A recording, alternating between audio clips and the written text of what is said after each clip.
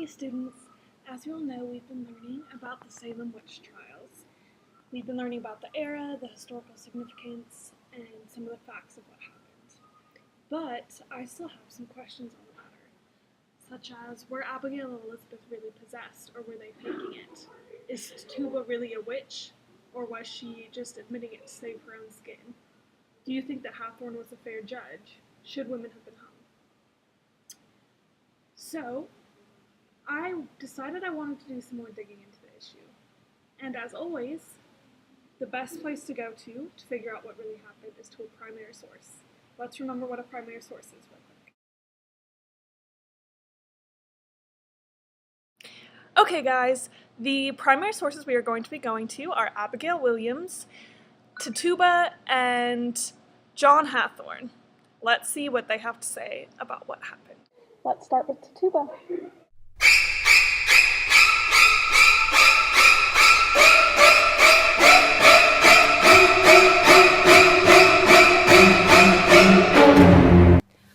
We're here with Tituba, our supposed witch. Let's see if she's really guilty.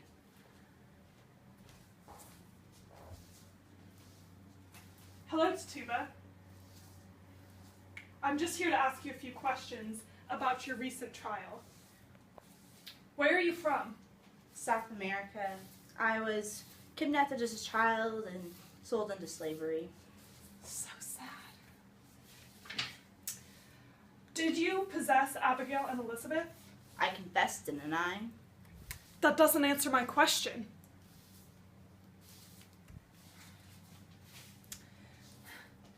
You have a bruise on your face.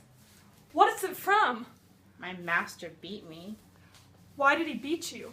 so I would confess. So what you're telling me is you didn't confess possessing them right away. Interesting.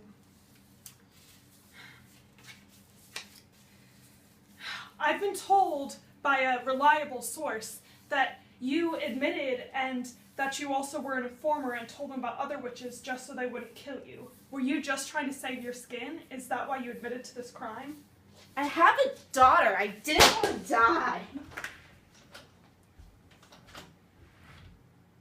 Okay, let's talk to Abigail.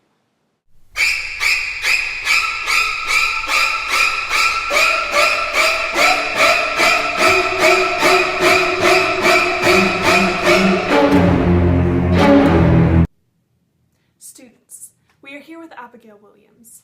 She has claimed to be possessed by multiple people, including Tituba, in the community. Abigail, how are you today? Fine. Abigail, you've accused a lot of people of witchcraft. Can you tell me about your episodes? I've heard things and seen things and had things done to me. I've seen the witches of the community gather together at night and heard strange sounds and seen voodoo, and once I even saw them drink blood. That must have been quite terrifying. But I heard from Joseph Hutchinson, an upstanding member of the community, that perhaps you practice witchcraft. Me? No, I am the victim here. Alright. I'm gonna ask you a little bit about your past. You live with your uncle, correct? Because you were orphaned as a child. Yes. And tell me about your community. It's a very restrictive Puritan community where you don't get a lot of attention, correct? It's very proper and how it should be. But tell me, you don't get a lot of attention. A girl has to be quiet, in her place, goes unnoticed by adults. Abigail. Yes. Could this all just be a clever ruse by a little orphan girl who has never gotten attention in her life to try to get attention and make people notice her? No, I am possessed. Tituba has probably possessed you, and therefore you do not believe me.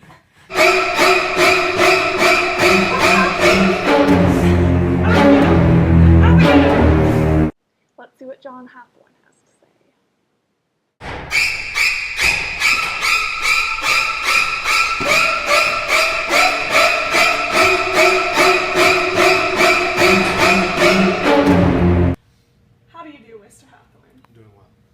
Alright, I just have a few questions for you about the trials. You have convicted a lot of women and sent them to be hung. Tell me, has it ever occurred to you that you might be convicting innocent women?